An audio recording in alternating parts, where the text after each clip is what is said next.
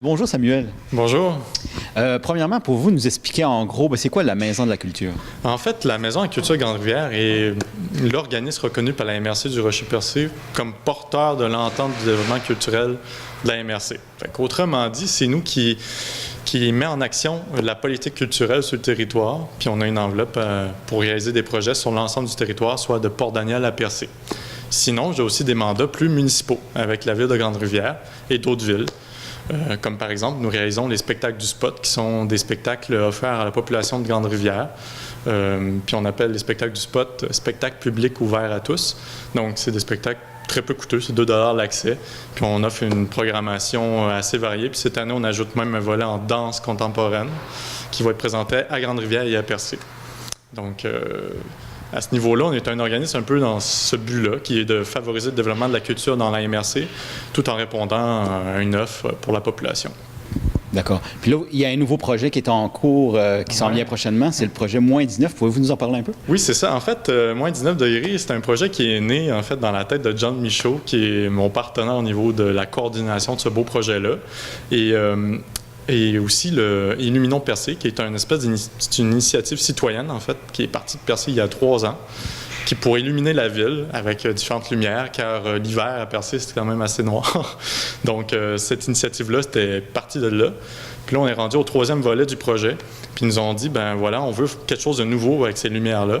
Donc, on les a approchés pour faire de l'art in situ, donc de l'art éphémère qui va durer tout l'hiver selon les températures. En tout cas, peut-être plus longtemps, peut-être moins longtemps. On espère quand même pas se rendre au mois de juin avec de la neige encore.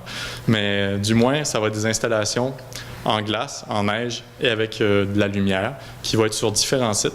Puis ça va être du 14 au 16 février. D'accord. Puis là, le monde peut participer. Il y a une période d'inscription aussi. C'est ça. En fait, on a ouvert l'activité à l'ensemble de la population qui veulent participer, mettre leur habit de neige, mitaine, pelle, puis on sort dans le bas de neige avec les artistes, puis on participe à la création d'une œuvre. C'est durant le festinage. Fait que les gens même vont pouvoir venir voir en temps réel la construction. Ben, je pourrais pas dire la construction, mais l'élaboration en fait des sculptures, des installations, tout dépendant comment on veut l'appeler, avec ce qui se fait sur place. Fait que ça va être un beau moyen de voir cette forme d'art-là se réaliser, puis aussi de rencontrer les artistes qui sont en processus de formation, car on a Christopher Varadi-Zouabo qui va venir donner une classe de maître à 3 artistes que nous avons invités. Les noms des futurs artistes vont être annoncés très bientôt. Puis c'est ça. Puis ils vont avoir un vernissage le 16 février en soirée avec Vaste et Vague, qui eux présentent aussi un autre projet en Art qui va se faire aussi à Percé. Donc, ça bouge pas mal à Percé cet hiver avec, au niveau de la culture, avec le Festinage, qui est un de nos gros partenaires, et Illuminons Percé. Puis là, les gens qui sont intéressés, ils ont jusqu'à quand pour s'inscrire? En fait, ils peuvent communiquer directement avec mon adresse courriel, info@commercialmaisondeculture.org, ou aller directement sur le site web. Mes coordonnées sont facilement accessibles. Puis, ils ont jusqu'à la semaine avant l'événement, donc la semaine du 14 février, pour montrer leur intérêt. Puis encore là, c'est sûr qu'on peut l'accepter la journée même. On peut toujours s'organiser. Puis là, la Maison de la Culture, ben là, vous allez avoir un nouveau bureau. Les gens peuvent venir vous visiter. Oui, c'est ça. Ben là, il est présentement en construction. Mais on est basé à Grande-Rivière, au complexe sportif, annexé à la bibliothèque municipale. Donc, nos bureaux vont être là. Puis je suis ici du lundi au vendredi.